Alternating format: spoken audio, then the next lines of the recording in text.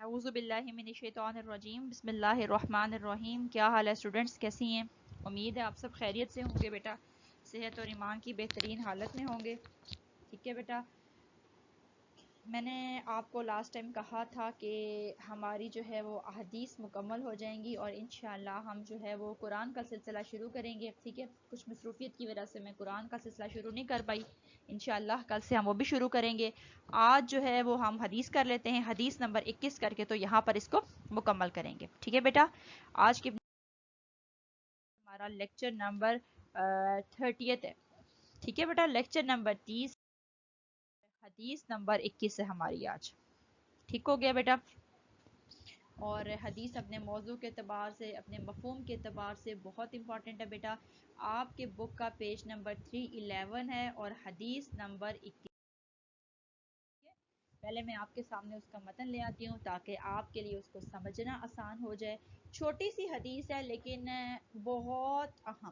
یوں کہہ لیجئے کہ آپ کے دین کا پورا خلاصہ، آپ کے دین کا پورا نچوڑ جو ہے وہ اس حدیث کے اندر بیان کر دیا گیا. کہنے کو اور پوچھنے کو تو بظاہر وہ ایک سوال تھا اور وہ ایک جواب تھا، لیکن آپ دیکھیں تو آپ کو اس کے اندر پورے دین کا کنکلوژن، پورے دین کا حاصل نظر آئے گا. استقامت ایک ٹرم آپ سنتے ہوں گے بیٹا، استقامت. استقامت سے کیا مراد ہے؟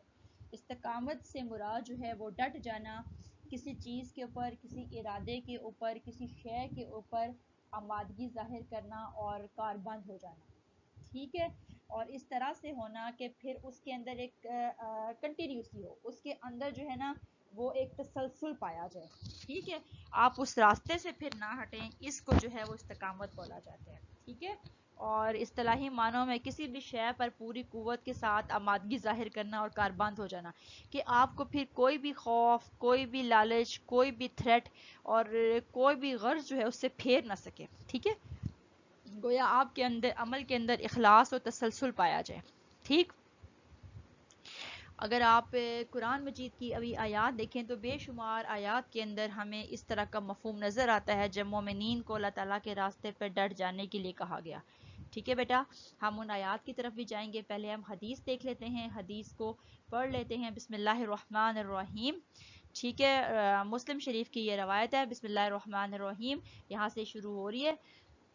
ان ابو عمرو رضی اللہ عنہ سے روایت ہے. وقیل، انہوں نے کہا، ابی عمرو سفیان بن عبداللہ سقفی، سفیان بن عبداللہ سقفی رضی اللہ عنہ اس کے راویوں کہتے ہیں، قال، انہوں نے کہا، قلتو، میں نے کہا، یا رسول اللہ، اے اللہ کے رسول، قل، کہہ دیجئے، لی، میرے لیے، فی الاسلامی، اسلام میں، قولن، ایک بات، کوئی ایک بات کہہ دیجئے، لا اسأل عنہ احدا غیرک، لا اسأل کہ میں نہ پوچھوں، عنہ اس بارے میں، احدن کسی سے، غیرو کا آپ کے علاوہ. یعنی آپ مجھے اسلام کی کوئی ایک بات بتا دیجئے کہ میں آپ کے سوا، آپ صلی اللہ علیہ وآلہ وسلم کے سوا اس کے بارے میں کسی سے نہ پوچھوں.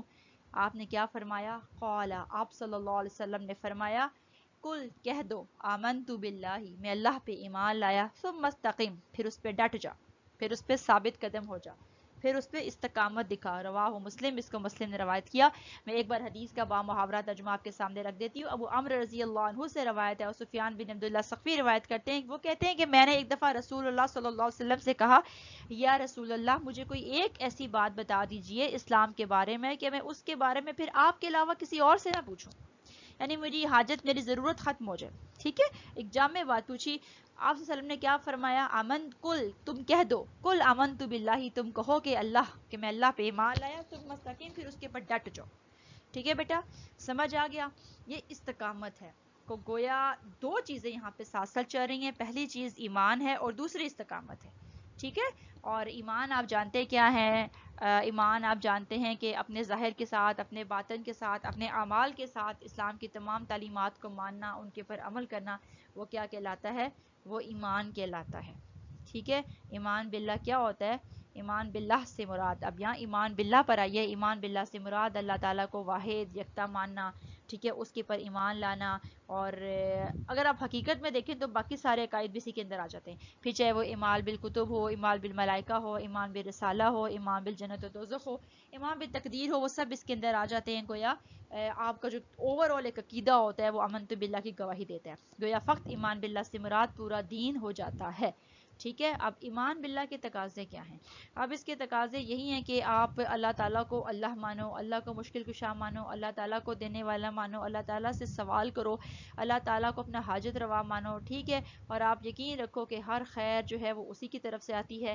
گویا ایمان باللہ کا بظاہر ایک لفظ ہے، ایمان باللہ، اللہ پہ ایمان لانا، لیکن یہ پوری ٹرم ہے اور یہ پورے دین کو کور کیے ہوئے، یعنی اتنی جامع اس طرح ہے. نبی صلی اللہ علیہ وسلم کے بارے میں آتا ہے نا کہ آپ کو جامع الکلام عطا کیے گئے، مختصر باتوں کے اندر ایک بڑا میسیج ہے. تو یہ احادیث بھی انہی احادیث میں سے ہے. ٹھیک ہے بیٹا. تو یہ کیا ہے؟ امن تو باللہ بہت بڑا عقیدہ ہے، آپ کے پورے دین کو گھیرے ہوئے. ٹھیک ہو گیا. تو امن تو باللہ سے مراد اللہ تعالیٰ کی ذات کے پر ایمان لانا اور اس سے وابستہ سب عقائد کو قبول کرنا ایمان باللہ کہلاتا ہے. آگے چلیے. ثم مستقیم، پھر استقامت دکھا، پھر قائم رہ، ثابت قدم ہو جا. یعنی جب تم نے کہہ دیا کہ میرے اللہ ایک ہے، میں اللہ کی پر ایمان لایا، تو پھر تم ڈٹ جاؤ. پھر تمہیں دنیا کی کوئی بھی طاقت، کوئی بھی لالچ، کوئی بھی خوف، کوئی بھی غرض، کوئی بھی خواہش جو ہے وہ اس عقیدے سے نہ ہٹا سکے، اس سے نہ پھر سکے. ٹھیک ہے بیٹا. یہ بہت ضروری ہے اور یہ صاحب ایمان کو نصیب ہوتا ہے. اگر ہم انبیاء کرام علیہ السلام کی زندگیاں دیکھیں تو ہمیں استقامت سے بھرپور نظر آتی ہیں. ٹھیک ہے. نوح علیہ السلام کو دیکھیے، 950 سال تو انہوں نے دین کی تبلیغ کی. ہمیں کوئی ایک بار ہماری بات نہ سمجھے، دوسری بار سمجھاتے ہیں، تیسری بار تھپڑ مارتے ہیں، کیوں نہیں تمہیں سمجھ آ رہی. تو آپ دیکھیے نوح علیہ السلام 950 سال تک اپنے عقیدے کے ساتھ ڈٹے رہے، جمے رہے. ٹھیک ہے.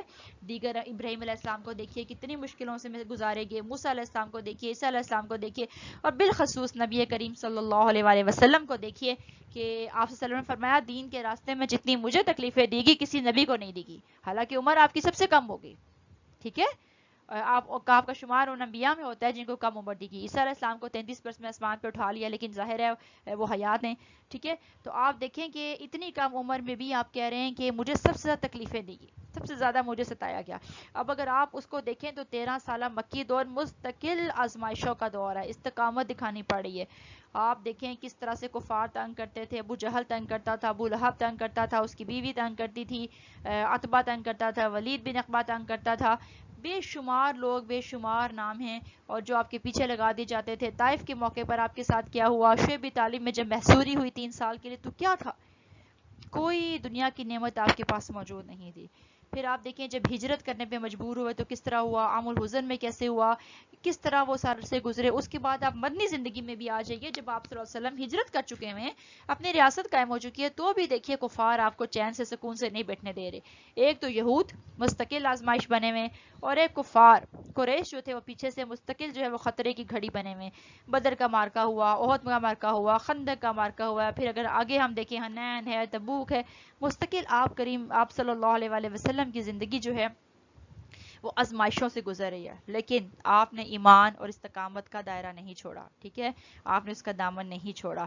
یہی تربیت ہمیں آپ کے صحابہ کرام رضی اللہ عنہم کی زندگیوں میں نظر آتی ہے. بلال رضی اللہ عنہ کو دیکھیے استقامت کہ ان کا آقا جو ہے وہ ان کے پر بھاری پتھر رکھ دیتا ہے، لیکن اس کے باوجود بھی جو ہے وہ آپ کیا کہتے ہیں؟ احد کا نعرہ لگاتے ہیں، اللہ ایک ہے، ایمان لائے تو پھر اس کے پر ڈٹ گئے. ٹھیک ہے. اسی طرح ابو بکر صدیق کو دیکھیے، حضرت عمر رضی اللہ عنہ کو دیکھیے، اتنا لمبا عرصہ، علی ہے، عثمان، یعنی بے شمار مثالیں. امیر حمزہ رضی اللہ عنہ کو دیکھیے، خباب بن ارت رضی اللہ عنہ کو دیکھیے، سمیہ رضی اللہ عنہ دیکھیے، آل یاسر رضی اللہ عنہ کو دیکھیے. پورا خاندان جو ہے وہ اس طرح کی مشقتوں کا نشانہ بنایا گیا. ٹھیک ہے. اور پھر آپ صحابہ کرام میں دیکھیے، اہل بیت میں دیکھیے، اور اولیاء کرام میں دیکھیے. اپنے جو آپ امام احمد بن حنبل کو امام عزیمت کہتے ہیں، وہ ڈٹ گئے تھے، انہوں نے استقامت دکھائی. حتیٰ کہ خلق قرآن ایک عقیدہ تھا، فرسٹ نے پڑھ کر تھے کہ تم تسلیم کرو. اس وقت خلیفہ نے کہا یہ قرآن مخلوق ہے جس طرح باقی مخلوق ہے. وہ اس سے انکاری تھے، تو وہ ان کو ایسا کوڑا لگاتا تھا بیٹا جو ہاتھی کو لگایا جاتا ہے. ہاتھی اور انسان میں بہت فرق ہے. وہ اس کوڑے کو بھی سہتے تھے، حتیٰ کہ ان کے ناخن تک اکھیڑ دیے گئے تھے، لیکن وہ اپنے دین کے راستے سے نہیں ہٹے، انہوں نے استقامت دکھائی. ٹھیک ہے. اور یہ سارے نمونے ہمیں ان سے ہماری تاریخ بھری پڑی ہوئی ہے. اور پھر اجر نا. ٹھیک ہے. اور یہ راستہ دیکھیں، پھر آپ کو ایک راستہ دکھایا گیا ہے، کل امن تو باللہ مستقیم. ایک راستہ ہے جس کا انجام بہت دور ہوگا، بہت طویل بھی ہو سکتا ہے، لیکن اس کا انجام بہت اچھا ہوگا. ٹھیک ہے بیٹا. تو اس راستے کو اختیار کیا جائے اور اس کے اوپر ڈٹ جایا جائے. یہ طویل بھی ہو سکتا ہے، بہت طویل بھی ہو سکتا ہے. اللہ تعالیٰ سے خیر مانگتے ہوئے اس کے دیے ہوئے ایمان. ٹھیک ہے.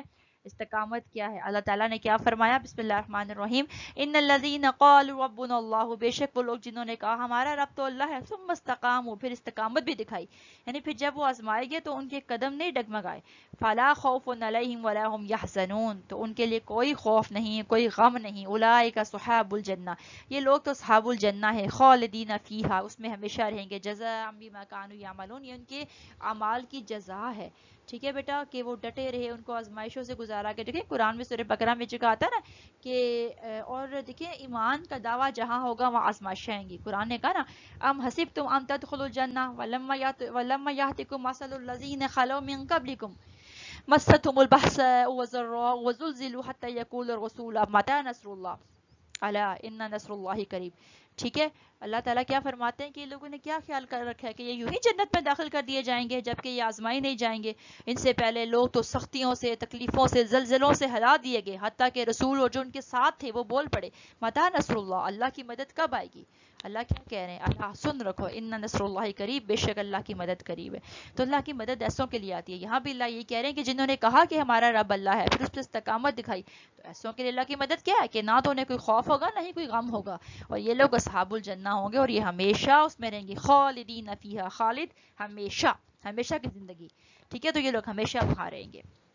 اور آپ دیکھیں علماء نے کیا کہا، اب اگر آپ اس سلائیڈ میں دیکھیں تو اس کی تفسیر بھی آ رہی ہے، قول العلماء معنی استقامت ہے، استقامت کا مفہوم یہ لزوم طاعت اللہ تعالی، اللہ تعالیٰ کی اطاعت کو لازم کیا جائے، اس کو تھام کے رکھا جائے، وقالو، انہوں نے یہ بھی کہا وہی من جوامع الکلام وہی نظام الامور، یہ جوامع الکلام میں سے اور نظام الامور میں سے ہے، یہ تو اختیار کرنا پڑے گا، ٹھیک ہے۔ اور پھر اس کے ساتھ ہی آپ کو سلائیڈ میں نبی صلی اللہ علیہ وسلم کی حدیث نظر آ رہی ہے۔ حاصل کلام خلاصہ کیا تھا؟ کل آمنت باللہ ثم استقیم، کہہ دو کہ میں ایمان لایا اور پھر اس کے پر ڈٹ جو، اگر یہ مشکل فیل ہوگا، آزمائشوں سے گزرنا پڑے گا، سفر طویل ہو سکتا ہے، لیکن اس کا انجام بہت میٹھا، اس کا پھل بہت۔ اب اگر ہم کچھ ان کو دیکھیں، اپنے فلاسفرز کو دیکھیں، امام شافعی رحم اللہ کو دیکھیں جو ہمارے ایک مسلک کے بانی ہیں، ٹھیک ہے، سل امام الشافعی رحم اللہ، امام شافعی رحم اللہ سے کسی نے پوچھا ما اعظم عمل یتقرب به العبد الى اللہ، اللہ تعالیٰ کے ہاں انسان کا بندے کا کون سا عمل سب سے اعظم، سب سے بڑا ہے؟ فبکا رحم اللہ، تو وہ رو پڑے، بکا وہ رو پڑے علیہ اس پر، ثم قال، پھر انہوں نے کہا ان ينظر اللہ، کہ اللہ دیکھے الی قلبی کا، جب تیرے دل کی طرف، یرا، تو وہ دیکھے انکا لا ترید، تو وہ یہ دیکھے کہ تو کچھ نہیں چاہتا، من الدنیا والآخرہ، دنیا اور آخرت سے، الا ہوا، سوائے اس کے، ٹھیک ہے۔ امام شافعی رحم اللہ سے ایک بار کسی نے پوچھا بندے کا کون سا عمل اللہ تعالیٰ کے ہاں سب سے مقرب ہے، تقرب والا ہے، تو آپ اس بات پہ رو پڑے اور آپ نے فرمایا کہ اللہ تیرے دل کی طرف دیکھے، اور جب وہ تیرے دل کی طرف دیکھے تو وہاں دنیا اور آخرت کی کوئی چیز نہ پائے سوائے اپنی ذات، اللہ ہوا، سوائے اس کے، یعنی جب وہ تمہارے دل میں جائیں گے تو اس کو تمہارے علاوہ، اللہ کی ذات کے علاوہ تمہارے دل میں اللہ کے علاوہ اس کو کوئی نظر نہ آئے۔ اللہ مرزقنا حاضر قلبی، اللہ تعالیٰ ہم سب کو بھی ایسا دل عطا فرمائے، آپ یہ دعا بھی۔ اسی طرح ابن تیمیہ رحم اللہ نے کیا فرمایا، اعظم الکرامہ، بڑی کرامت کیا، لزوم الاستقامہ، استقامت کو تھاما جائے، استقامت کو لازم بنایا جائے۔